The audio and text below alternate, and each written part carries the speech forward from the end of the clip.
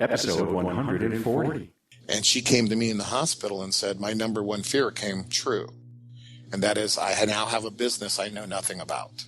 And I think that's very true with a lot of small businesses.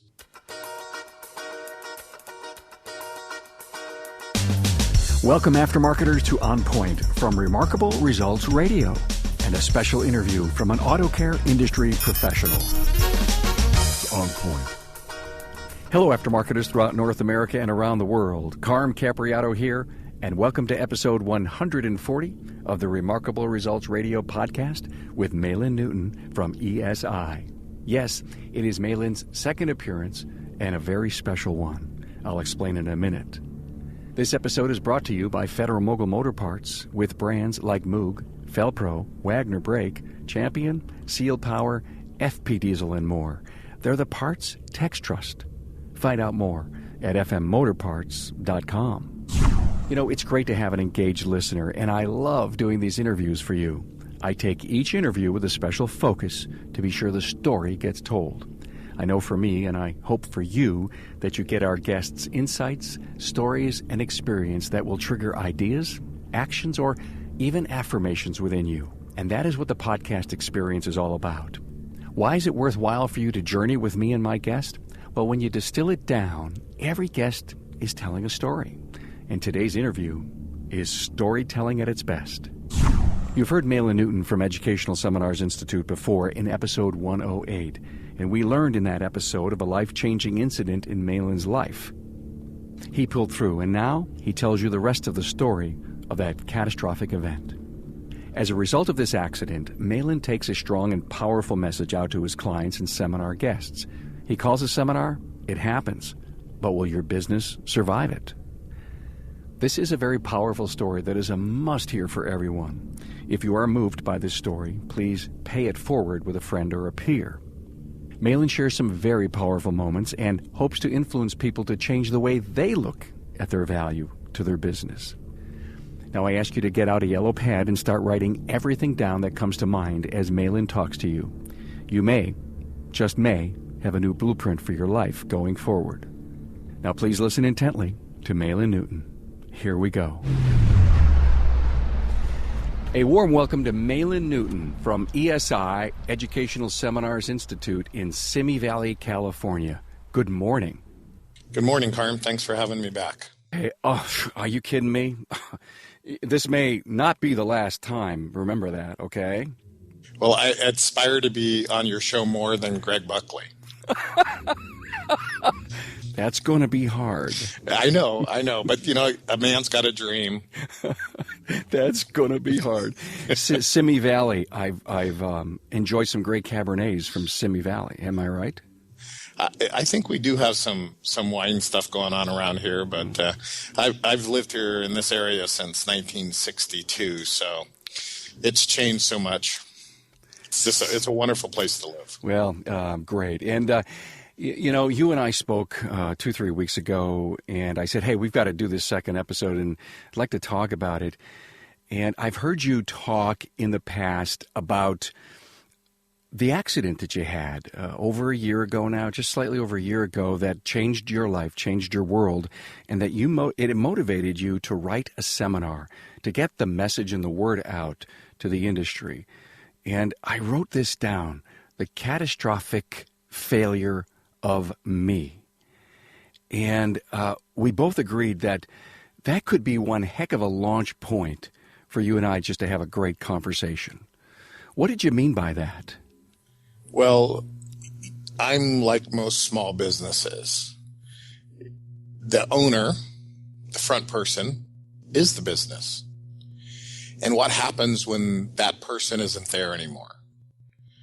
So after all of my excitement, I sat in the hospital for quite a while, and I was thinking, what's the objective lesson I learned from this? And the idea that came to me was we have to build businesses that outlast us, the legacy, if you will. And I go around and I see a lot of repair shops. I know you've been in a lot of repair shops, and there are not many prepared for that catastrophic failure of the owner. Whether it's a husband and wife team, what is the wife going to do if the husband is the main focal point of the business? She might do the books or run the office, but who's going to take care of the front counter? Who's going to run the guys? Right, right. And that kind of drove me to write this class, actually, while sitting in a hospital room. I started writing this class in my head. My wife would not allow me to have anything other than the stuff the doctors gave me. I had no cell phone. I had no computer.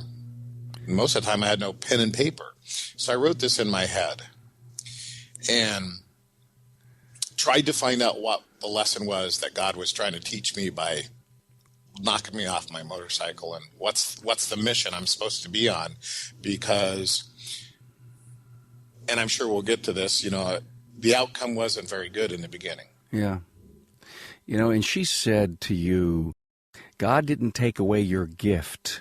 Yeah, she actually came to me and said, God gave you a gift, and he didn't take it away from you, so he's not finished with you. Right.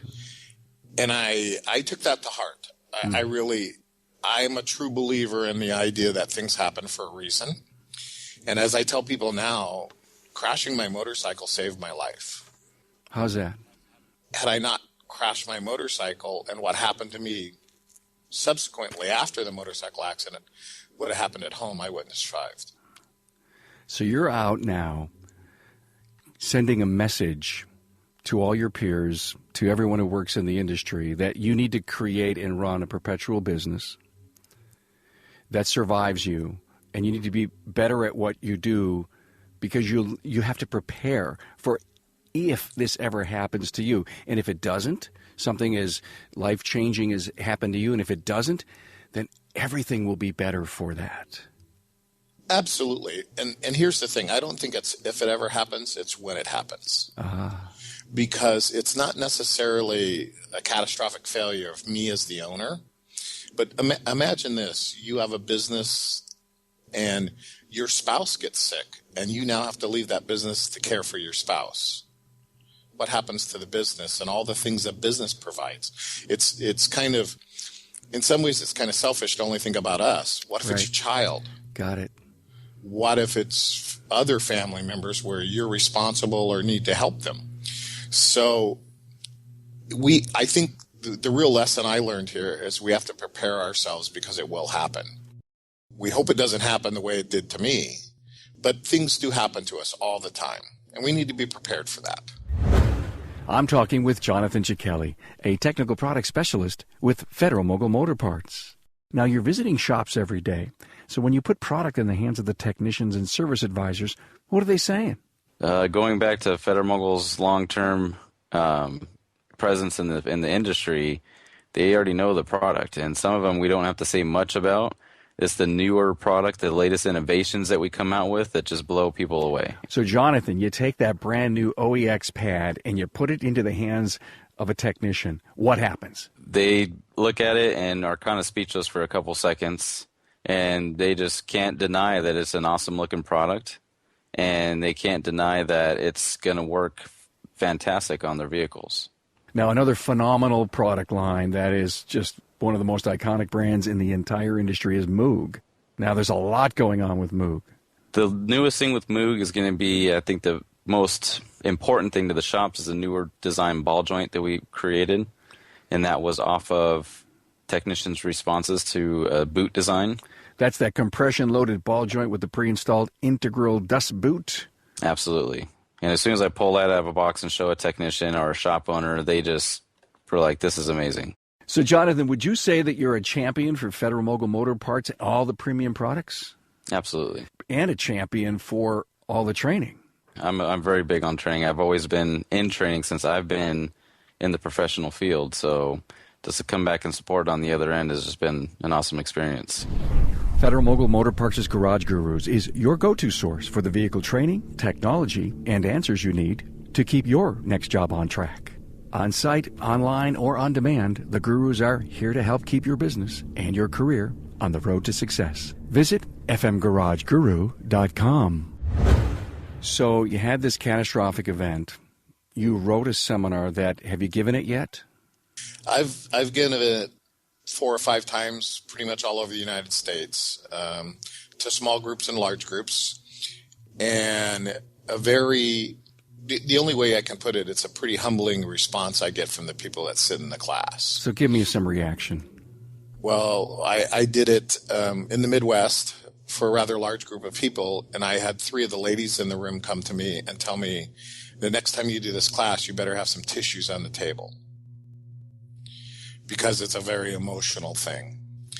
I had one young man, somebody that actually you've interviewed, came to me because he was actually taking me to the airport the next day, and he picked me up, and he, at the hotel, when he picked me up, he comes to me and he's got a Post-it note stuck on his hand.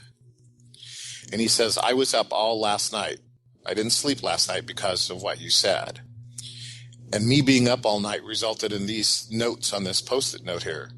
And they basically were his new life goals.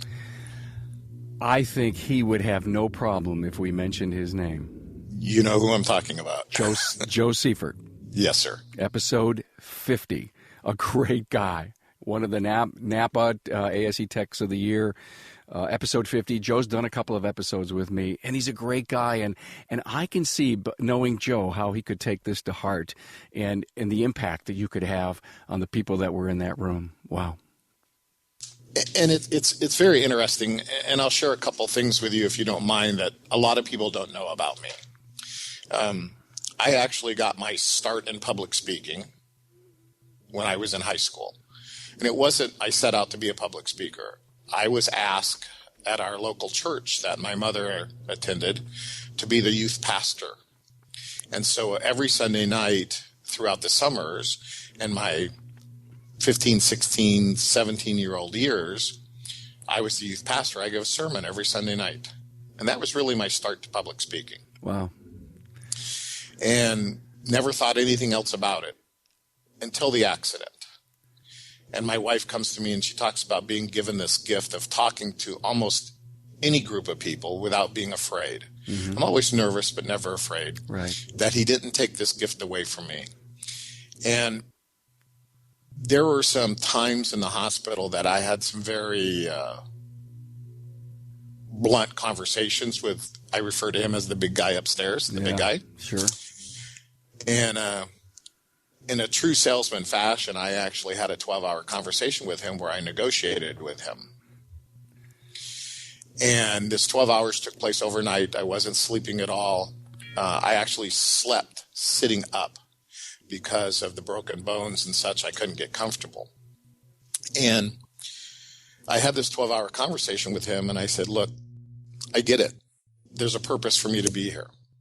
I don't know what that purpose is, and maybe you don't know what that purpose is, but I'm willing to accept whatever that mission is if you could help me with a couple things.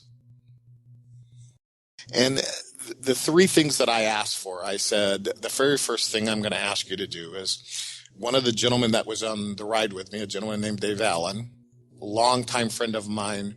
I worked for him. In fact, he was actually the reason I became a service writer. His wife had fallen and shattered her shoulder, was in a lot of pain and discomfort. And I said, I would really, really appreciate it if you could help her. Just relieve the pain. Just make her feel comfortable. And the second thing I asked for was that the people that were taking care of the company, that they and their families were healthy and taken care of, because they were a direct results taking care of my family, to give them, the strength and the peace and that good health to be able to continue doing that. And the last thing I asked for was, I had a medical device on me that was extremely painful. It was excruciatingly painful. And I asked to get some relief from it. And I told him, I said, I know that the pain is part of the lesson, so we can't be pain-free or the lesson loses its message. But if you could help me with this pain, relieve me some, then I will accept whatever mission you give me, whatever it is. Wherever it takes me, whatever it means, I'll do that. Well, how long did it take for your 3 requests? Well, I did this for 12 hours. I started this at night. I had some music on my headphones, and I wadded up a pillow and put on the little table they feed you off of. That's how I used to sleep, just slumped over that. 12 hours later, I kind of came to, the pillow's soaked in sweat. And a nurse walks in the room, and she says, Maylan, it's your lucky day today. And I looked at her and I said, "Are you sending me home?" And she says, "No, not quite that lucky, but we're going to take this medical device off of you." So within probably an hour of this conversation, I got a sign that said, "Your message was received and I accept the terms." Wow. Wow. And that was just one of a couple of lessons. Yeah. So in March, when I finally got out of the last hospital and I was home, and my wife actually left the cell phone with me when she'd get up and go to work and leave me. I was sitting here by myself. And one day the phone rang. And again, this is sometime in March. The dates are kind of vague for me. And my phone rang and I answered it. And it was an association I speak for, and I've spoken for them for years. He says, "We're glad you're back. We're glad you're getting better. We were thinking here that what happened to you and how your company survived would be a very objective lesson for our membership. Would you mind talking about this in October at our convention?" And I said, "Absolutely." I was just thrilled that somebody was still thinking of me and thinking I'm capable of doing my job. So I said, "Absolutely." Hung the phone up. Within 30 minutes, I had 2 other associations call me and ask me exactly the same question. Wow. How chilling. I actually sat back in the bed and kind of looked up and I said, "Message received." Wow. So did you learn anything when it came to your own business, Maylan? You obviously didn't have any say, any control of your own business. Did it? I know it survived. Obviously, you're here and you're still, out there rocking. What was your personal takeaway, and how have you taken that, what you learned there, and put it into your seminar? Well, first and foremost, I had good people. And I knew I had good people, but I didn't realize how good they were until this happened. Because for 6 months, in all honesty, Carm, for 6 months I had nothing to do with the business. My wife would not leave me my cell phone while I was in the hospital. She'd come visit me and say, "You can call these people." And I'd make 1 or 2 phone calls. And this was 3 months after all of this went down. How badly were you chomping at the bit to want to know what the heck was going on? And did she continue to refuse to tell you? Well, it wasn't.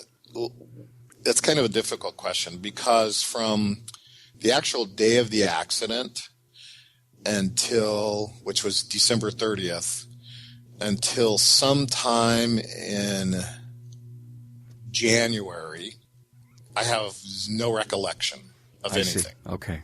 I have little bits and pieces. I have conversations with one conversation with a doctor I remember. Yeah. I remember joking with the ambulance drivers that took me to the hospital after the crash. And I don't remember anything else. So when I got to which would now be the 3rd hospital I was in, more of an extended care therapeutic place, my wife just basically said, "Here, call one of the guys, just talk with them." And we talk about the information that was released about the accident, not because we were trying to deny anything happened, but our controlled release of information. And I say ours, meaning I didn't have a lot to do with it, their choices, was to prevent my wife from being overwhelmed by some of the couple dozen people I know calling and asking how I was doing. Got it. It was a hour-long conversation once or twice a week with the guys, and it wasn't, "This is what we're doing." It's more like, March is a busy trade show month for us. Sure it is.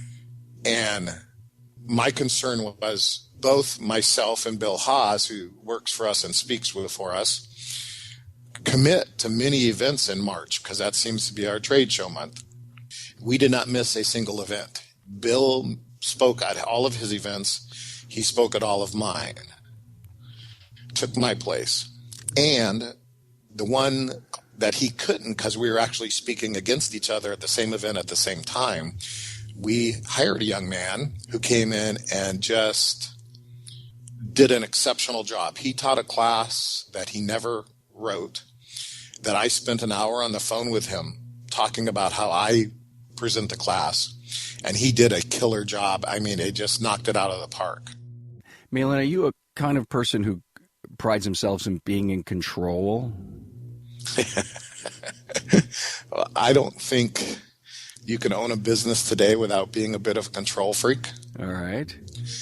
And that's a humbling thing when you realize that you don't have to be in control of everything. And was that one of your biggest lessons?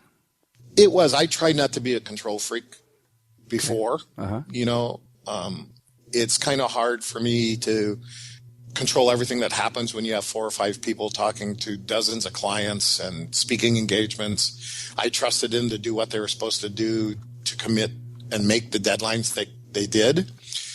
But I'll tell you the real eye-opening thing is when I finally got back in my office and I was just, catching up. And I realized they didn't do things the way I do. They did this differently, or they handled this event differently, or they did this in a manner I wouldn't have done it in. And it hit me. Who cares? So you let it go. I had to, because it was months had passed in some cases. But the end result was the commitment we made to the associations, the trade shows were done. The commitments we made to our clients were done. And like I said, not only did they maintain the company, but they gained clients while I wasn't involved in it. So who's to say that my way was the right way? And that was probably the lesson I learned the most, is that as long as the end result, the expectation is correct, and the clients are happy, well, I think for everybody in business, that should be the end result, right? So, Maylan, you're the face of the business, and you have a great team behind you. Do you believe that if your lesson made your business more valuable? Absolutely. And that's the other lesson that all the shop owners out there need to really pay attention to, is that if they have a business that they have to be at, it's worth less money. Because if I can't buy your business and make it function the same way because I'm not you, it's not really a sellable business. Got it. You leave, the business goes in the tank. Why am I buying it? Exactly. And it goes back to, and this has been a lesson that I've really, and I'll use the term preached pretty harshly since I got back to doing this, is set expectations. Tell your staff what you expect. And that's the one place I'll say, to kind of blow my own horn here, I tried to tell my guys what the expectations are, how the client's supposed to be taken care of, how we take care of them, even down to how we do things at trade shows, how we, if you will, act at trade shows, so that we had a clear expectation of what I wanted. Right. And then they were able to mold that into their personalities and their styles and still accomplish the ultimate goal, which is happy clients.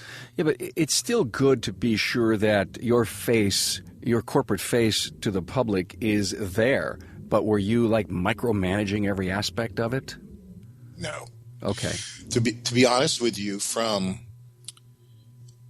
a couple days before December 30th when I crashed. Yeah. Because the holidays, we usually don't do a whole lot in December. I let the guys, just downtime. Yeah. Till March, I virtually made no decisions in the company. Yeah. At all. My wife, and here's the other side of the unexpected side of this. My wife's like many shop owners' wives. They have a career of their own. She's a very accomplished in her career path. Mm-hmm. She knows what I do. She doesn't know a whole lot about the inner workings of the company. And she came to me in the hospital and said, my number one fear came true. And that is, I now have a business I know nothing about. And I think that's very true with a lot of small businesses. That's a powerful statement, and I think that needs to resonate very deeply with our listener. Wow. Yeah, and I'm truly blessed because my wife is a very intelligent, outspoken woman. And I have a couple things that she has told me since my accident that have I'll just put it this way, it kind of rocked my world. Mm-hmm. And I'm so thankful that she was brave enough and honest enough to say them to me. And that was one of them. Wow. And, the second thing that she told me, and it's kind of out of context, but I think it's a powerful message. I'm sitting at the kitchen table. I'm home. It's sometime in March. I'm home. And I must have been whining about something. I try not to be a whiner. I'm a very optimistic person. I'm a doer. Mm-hmm. And she got really exasperated with me, and she actually leaned forward, got real close to me. We're sitting at the table having coffee, and she goes, Maylan, there's a lot of people out there doing a lot more with a lot less than you have. So why don't you just shut up and get on with it? Upside of the head with a 4x4, right? Yes, sir. Don't you say that a lot? Yes, I do. And it was exactly what I needed to hear. Yeah. Because after spending all that time in hospitals and being worse physically fit than I had been, it pushed me. Okay. Do you think you've changed a lot of lives out there because of your experience? I hope that I've influenced change. Got it. Or change. I can't change lives. I can't change you. All I can do is be influence. Right. And I actually have told clients for many years, I said, people are like electricity. They take the path of least resistance. And that's pretty much all of us. I now consider myself water running over granite, which means if I continue to do what I do for a long enough period of time, the granite will change. Yeah. And that's kind of the way I think about life now. As you were saying earlier, wow, this is meant for a purpose, because there isn't a preacher in our industry, quote unquote preacher in our industry, doing this. And because of your deep personal experience, the credibility that you bring to that influence is so strong, so strong. Once again, to go back to a very intelligent woman, she came to me while I was in the hospital, and she says, you have a story to tell. Yeah. That only you can tell. And what makes this story different than what most people, other people say, is that you've now lived it. You went from being who you were to being out of it, to having to recover from it. Carm, I've said this many times, it was a very humbling experience. But when I'm sitting in a hospital bed and I have a physical therapist teaching me how to get dressed again, and you may not know this or not, but I've been around for a while. I'm an old guy. It really rocks your world when you have to ask permission to go to use the bathroom. Yeah. It changes your perspective on things. And so when I talk about this, and I'm actually doing this entire 3-hour seminar at CARS this year, it's called It Happens. We have to be prepared for that to happen. And we're not prepared to walk out of our business for a day or a weekend. How are we going to be out of that business for 6 or 8 months? Wow. Hey, I can't tell you how much I appreciate you coming on and sharing this deeply emotional event in your life and how you turned it around to help people. You and I spoke a few weeks back to talk about how we were going to frame this episode. And near the end of our talk, you said, Carm, maybe some people may not get a chance to hear me, but there's some books they should read. Do you remember them books? Oh, I actually have a lot of books. There's the 2 most impressive books that I've recently read is one called Extreme Ownership. And it's written by Navy SEALs. One of the mantras, if you will, in the SEALs are we take ownership of everything that happens. We don't blame other people. If something happened to your team, you either didn't do the right research, you didn't plan appropriately, you didn't have the right equipment, you didn't train correctly. And something that's been brought up to me, and the reason this book hit home so hard with me, was I have never blamed anybody else for what happened to me. Mm-hmm. It's 100% my fault. Right. And I think that's part of the lesson that I'm supposed to talk to people about is we control this stuff. Yeah. We control it. And I would say that is a book that I would recommend to everybody. Extreme Ownership. Extreme Ownership. It's available on Audible, audiobooks. Yeah, it's written. It's a powerful book about taking ownership of what happens in your life and your business. It's not your employee's fault. It's not the vendor's fault. It's not the economy's fault. It's your fault. Right. Wow, I think the last time we were together, I asked you some great words to live by, but this whole entire episode is great words to live by. Maylan Newton from ESI, Educational Seminars Institute.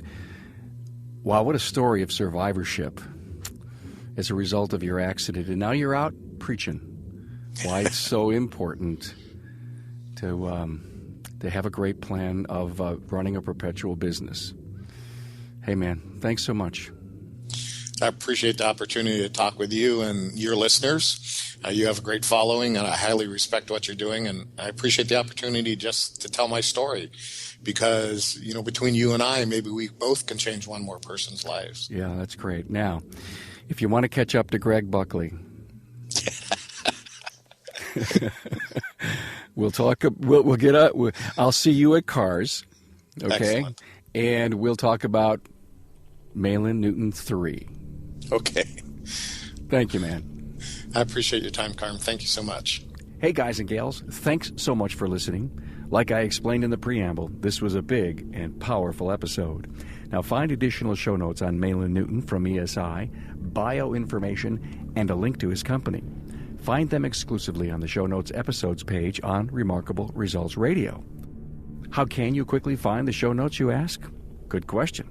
It's very easy. Type in remarkableresults.biz/E140. Simply put, the E signifies episode and the 140 is the episode number.